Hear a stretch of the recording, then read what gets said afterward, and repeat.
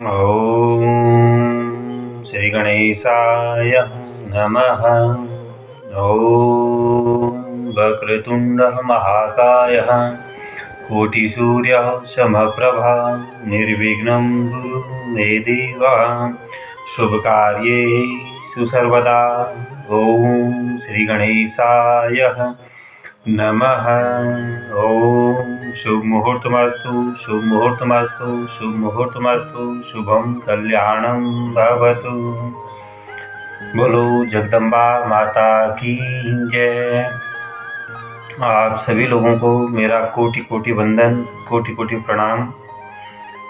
जैसा कि हम इस पूरी एपिसोड में संस्कारों पर बात कर रहे हैं, हमने इससे पहले के अंकों में संस्कार क्या हैं और प्रत्येक मानव जीव के जीवन पर संस्कारों का क्या महत्व है, इसे क्यों अपने जीवन में धारण करना चाहिए एवं एक जिम्मेदार नागरिक होने के नाते हमारा यह कर्तव्य बनता है कि हम अपने स्तर से इसके प्रचार एवं प्रसार के लिए प्रयास करें, अधिक से अधिक लोगों तक हमारी सनातन की इस महान परंपरा की जानकारी पहुँचे।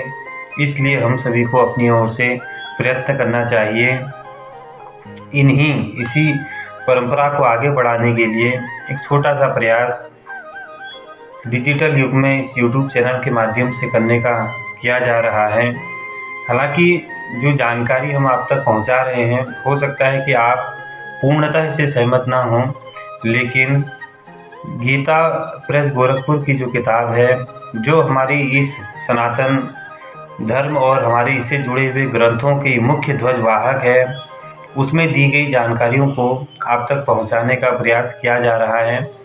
उम्मीद है कि आप इससे ज्ञान लेंगे, इसका लाभ उठाएंगे। आज इससे पहले जो हमारे अंक रहे हैं, इस पर हमने संस्कारों के महत्व, संस्कार क्यों आवश्यक हैं, क्यों प्रत्येक जीव को संस्कारित होना चाहिए। प्रथम संस्कार गर्भाधान संस्कार, द्वितीय पुंसवन, तृतीय सीमंतोन्नयन, उसके बाद चौथा जात कर्म, उसके बाद आज पांचवें संस्कार से पहले, पांचवा यानी नामकरण संस्कार से पूर्व, हम षष्ठी महोत्सव एवं राहु भेद पर चर्चा करने जा रहे हैं। हमारे पुराणों में और सनातन की इस महान परंपरा में षष्ठी महोत्सव को विशेष महत्व दिया गया है। जातक के उत्पन्न होने के छठे दिन किया जाने वाला महोत्सव षष्ठी संस्कार कहा जाता है। इसी के साथ राहु भेद कर्म भी होता है। ये दोनों कर्म जातक की रक्षा के निमित्त के लिए किए जाते हैं। यद्यपि इस दिन सामान्यतः जनना शौच उपस्थित रहता है, किंतु गृहस्थ सूत्रों एवं धर्मशास्त्रों में बताया गया है कि प्रथम, छठे तथा 10वें दिन दान देने एवं लेने में कोई दोष नहीं होता, किंतु भोजन करना उचित नहीं माना गया है। षष्ठी महोत्सव क्यों मनाया जाता है, यह किससे संबंधित है और इसकी क्या महिमा है, आइए इसको जानने और समझने का प्रयास करते हैं। षष्ठी देवी कौन है, इनकी क्या महिमा है तथा इनकी पूजा क्यों की जाती है, इसका संबंध कहाँ पर आता है और किस तरह इस परंपरा की शुरुआत हुई। इस संबंध में देवी भागवत तथा ब्रह्मा वैवर्त पुराण में बताया गया है कि देवी षष्ठी शिशुओं की अधिष्ठात्री हैं। बालकों को दीर्घायु बनाना, उनका भरण पोषण करना तथा सभी प्रकार से के अरिष्टों का निवारण करना षष्ठी देवी की मुख्य विशेषता है। इसलिए बालक के जन्म के छठे दिन प्रायः रात्रि में प्रसूति गृह में छठी पूजन संस्कार का विधान प्रचलित है। मूल प्रकृति के छठे अंश से उत्पन्न होने के कारण इन देवी का नाम षष्ठी पड़ा है। ये ब्रह्मा जी की मानस पुत्री एवं शिव पार्वती के पुत्र स्कंद की प्राण प्रिया देवसेना के नाम से भी विख्यात हैं। इन्हें विष्णु माया तथा बालदा भी कहा जाता है। ये षोडश मातृकाओं में परिगणित हैं। भगवती षष्ठी देवी अपने योग के प्रभाव से शिशुओं के पास सदा वृद्धा माता के रूप में अदृश्य रूप से रहती हैं तथा उनकी रक्षा एवं भरण पोषण करती हैं। बालकों को स्वप्न में खिलाती हैं, हंसाती हैं, दुलारती हैं एवं उन्हें अभूतपूर्व वात्सल्य प्रदान करती हैं। इसी कारण सभी शिशु अधिकांश समय सोना पसंद करते हैं। आंख खुलते ही बालक की दृष्टि से भगवती माँ ओझल हो जाती हैं तथा शिशु रुदन करने लगता है। इन्हीं षष्ठी देवी का प्रधान पूजन षष्ठी महोत्सव के दिन रात्रि में किया जाता है।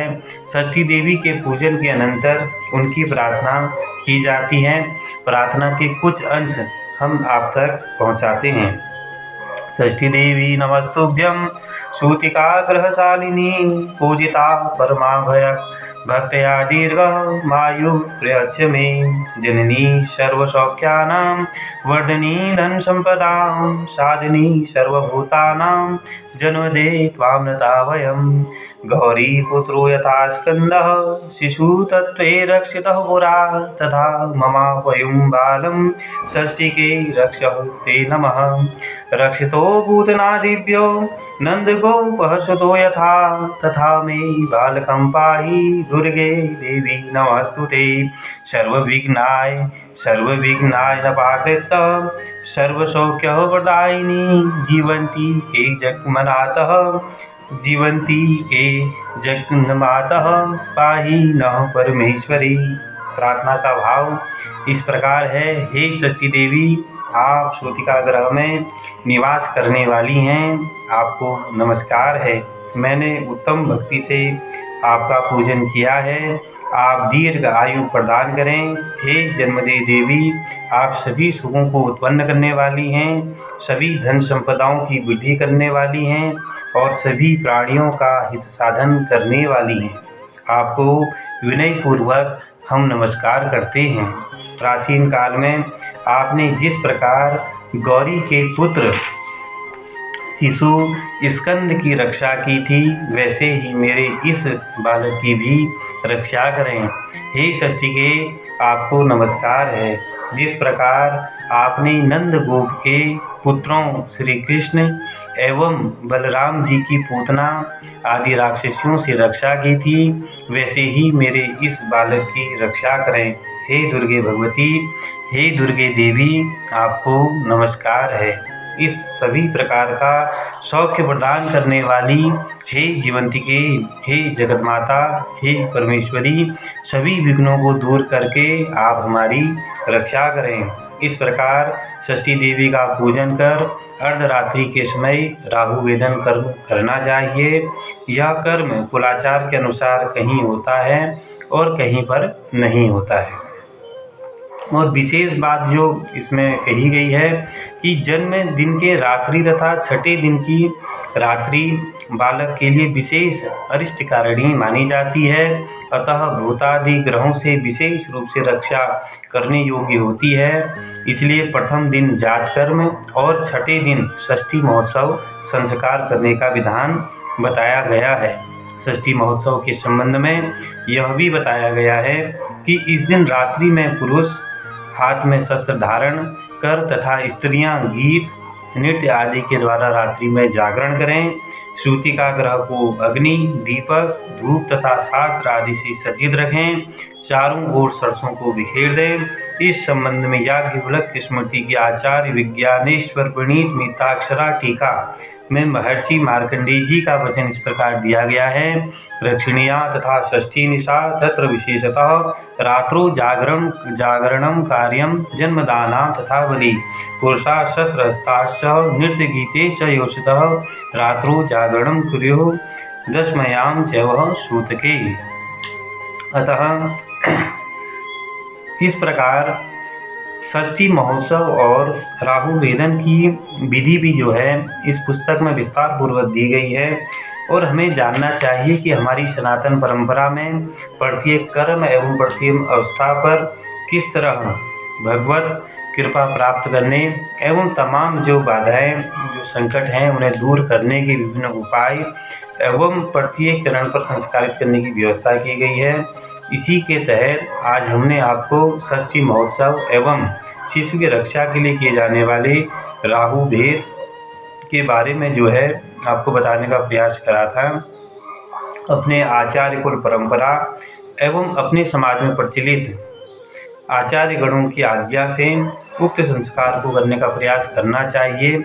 उक्त संस्कार क्या है और किस तरह इस विधि को करना चाहिए और वर्तमान युग में देश काल परिस्थिति के अनुसार इसको किस भांति किया जा सकता है, अपने पूज्य आचार्य जी से इस पर विचार विमर्श करना चाहिए।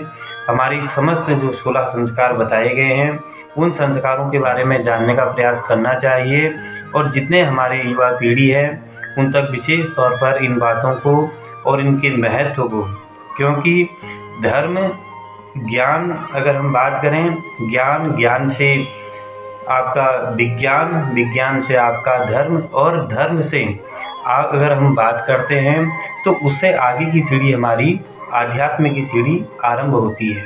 हमारा पूरा धर्म आध्यात्मिक है, हमारा आध्यात्म का क्षेत्र वैज्ञानिक है और विज्ञान की पूरी जड़ और इसकी जितनी इकाइयाँ हैं वो प्रमाणित हैं।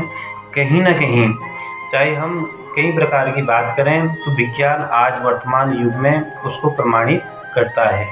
अतः केवल इसे हास्य का विषय न मानते हुए गहनतापूर्वक इन पर शोध करना चाहिए। जो उपलब्ध संसाधन हैं उन साधनों की मदद से इसके रहस्य, इसके तत्व को समझने का हमें प्रयास करना चाहिए। उम्मीद है आपको आज का यह वीडियो पसंद आया होगा और जो हमने जानकारी इसमें देने का प्रयास करा है, हम पूर्व से हर प्रत्येक एपिसोड में कहते आ रहे हैं कि अपनी जो ज्ञान है, जो हमारी जानकारी है वह उक्त सभी मामलों में अल्प है, तो गलतियां होना स्वाभाविक है। तो गलतियां इसमें होंगी, उसके लिए हम आपसे पूर्व में ही एपिसोड आरंभ करने से पूर्व ही क्षमा मांग रहे हैं और उम्मीद भी करते हैं आप बड़ा हृदय रखते हुए हमारी उन गलतियों को क्षमा करेंगे और कमेंट बॉक्स के माध्यम से आप उन्हें सुधारने के लिए अपने सुझाव प्रस्तुत करेंगे। आपका बहुत बहुत धन्यवाद और आपसे निवेदन है कि आप आपके अपनों तक जो है इस वीडियो को शेयर करेंगे और हमारी ये मुहिम सनातन ज्ञान की इस परंपरा को आगे बढ़ाने के लिए हमारा हौसला अफजाई करेंगे, हौसला हमारा बढ़ाएंगे, वर्धन करेंगे। ऐसी आप सभी से मेरी विनती है। आप सभी को बहुत बहुत नमस्कार। जय श्री राम, जय माता की।